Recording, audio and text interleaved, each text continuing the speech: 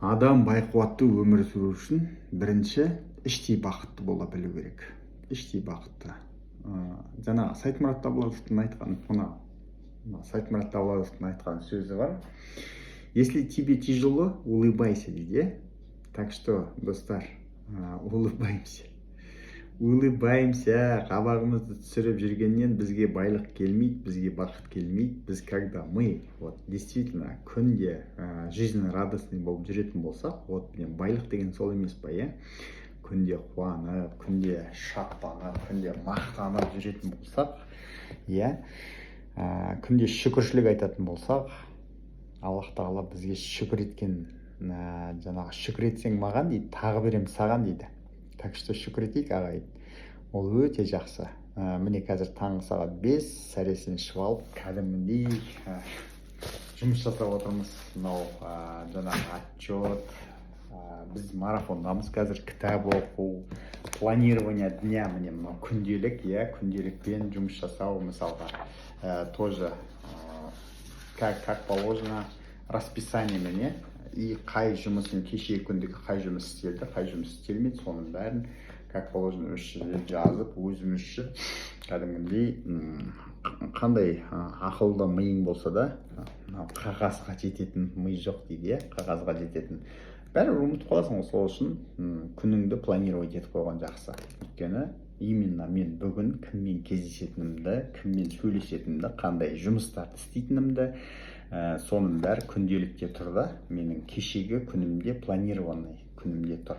Енді мен қазір өзімнің екінші заданиемді орындап отырмын. Бүгінгі таңға таңертең тұра салып, жаңағы 15 мақсатымызды жазу, жарты сағат, 1 сағат кітап оқу, жаңағы ары қаратай 10.000 шаг жүру, тағы да содан кейін сторис салу, статус салу, прямой эфир жасау деген сияқты.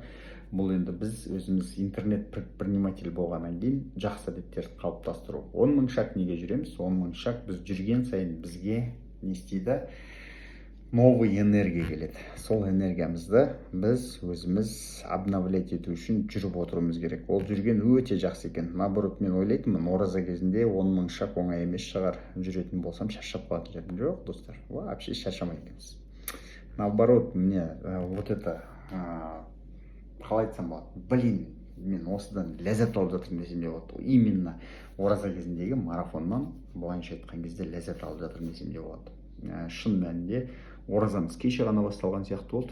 Бүгін қарап тұрсаңыздар, бір жұма ғана қалды. Оразаның бітуіне 6 күн қалды, 6 күн. 29 бітеді, бүгін 24-і, қандай керемет. Уақыт зырылдап өтіп жатыр. Маған уақыт жетпей жатыр, а сізге уақыт өтпей жатыр ма?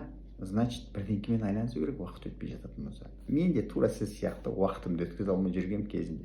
А қазір мен уақытымды жеткізе алмай жатырмын, өйткені менде глобальный жаңағы нелер тұр, алдымда цельдер тұр да, өте сол цельдеріме жету үшін менде уақыт действительно жетпейді. Мен миллионный товарооборот жасағым келеді. Именно компания Бипиктің товарымен өте күшті товарлары, вообще супер.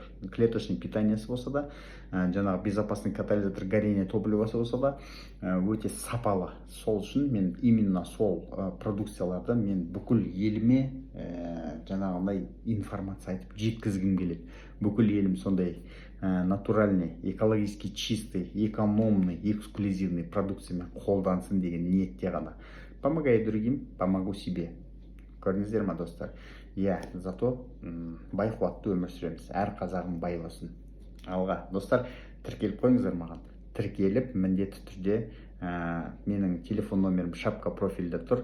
8747 264 69 76 номеріне хабарласатын болсаңыздар, мен сіздермен бірге хабарласып, бірге бизнес жасайтын боламыз, достар.